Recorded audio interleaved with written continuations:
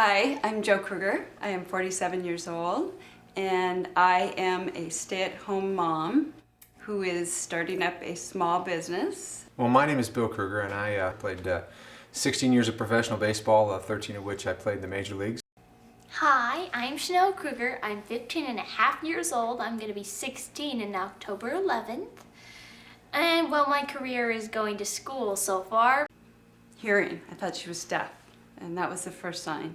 I would call her name and she wouldn't turn her head anymore.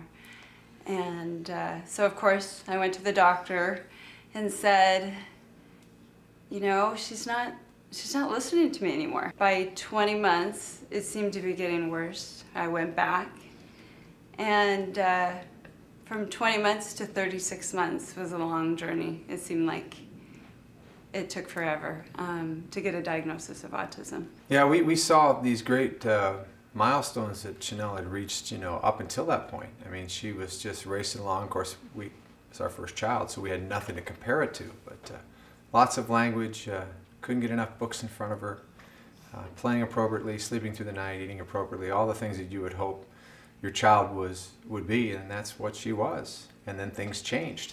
I would say by 5 we started getting some words. So that's 4 days a week in a little office, yeah, doing the exact same thing every single day. We knew, I told him she had a voice.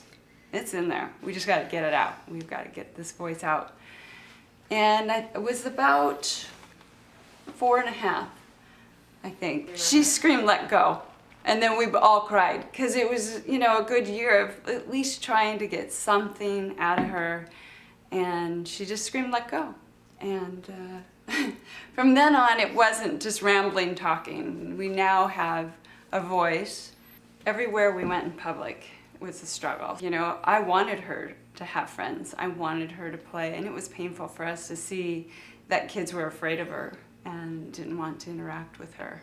I just wanted her to have friends, like, you know, any mom would want. So it was hard. Yes, I was very, very young during the time, though I don't remember much, but I do remember kind of just being almost solitary through my life, not talking so much. But I remember a lot of thoughts going through my mind and why I was so different from most of the kids. Because the one thing I remember was going to a playground, and I was always on the outside, walking on the outside, knowing I couldn't be with one of them because I didn't know how to interact with them or play. We had basically pounded an icebreaker into her. You know, my name is Chanel, what's your name?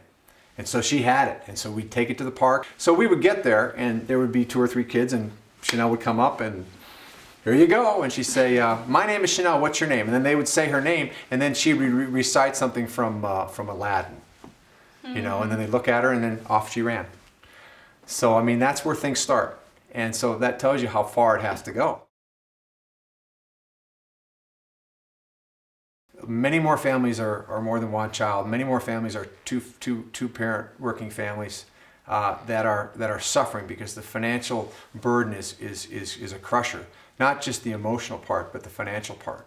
So it's not fair that they don't have that equal chance to have their child get those early interventions and get all those things to fall into place for them. So we need to be very aware of that, and it's breaking down the family.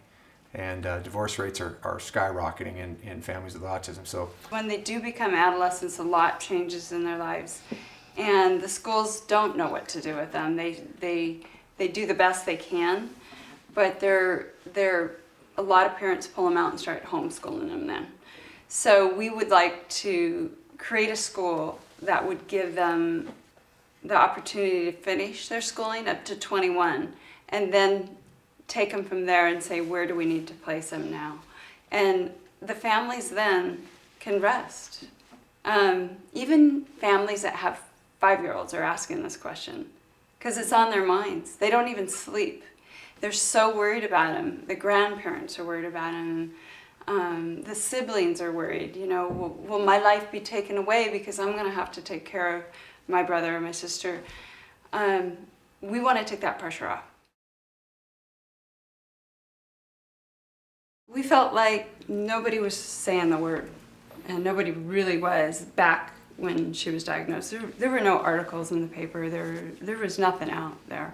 Nobody was sharing their story. I think people were ashamed. I think mental illness was definitely something that was a hush-hush, and nobody wanted to share that. We had so much time. There's times when I feel guilty that she's gotten so much better and some kids don't, you know. But we do know they get better. They do get better with time, and you know, I wish I had someone to tell me that. If I could just say anything, is that, you know, give it time. They will grow into the person that they're meant to be. I'm here because I want people to know that there's a lot of hope. There's so much hope out there, and these kids will have a life. Even if they are being assisted, they are going to have a full life. So we need to give them every opportunity that we can.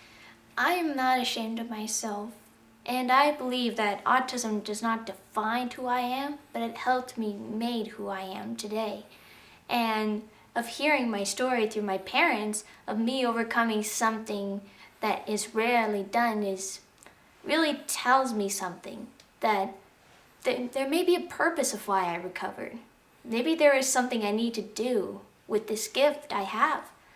And I think that spreading the message about autism is the best thing I could do, to let people know that don't be afraid of them. They are just as much as human as we are. So I want to give them a voice for them. I mean, if I don't, who else will? I have many options of what I want to be for when I grow up. What are some of them? Well, the first woman president of the United States. And maybe the lawyer for disabled children or adults or families with special needs family members. And a veterinarian for wildlife because I love animals so much. And and definitely like an actress because I love acting. A writer of novels, so I can tell all sorts of stories, including this one. I don't know, we're just proud of her. We're proud that she is able to even tell you that. We didn't think that would happen.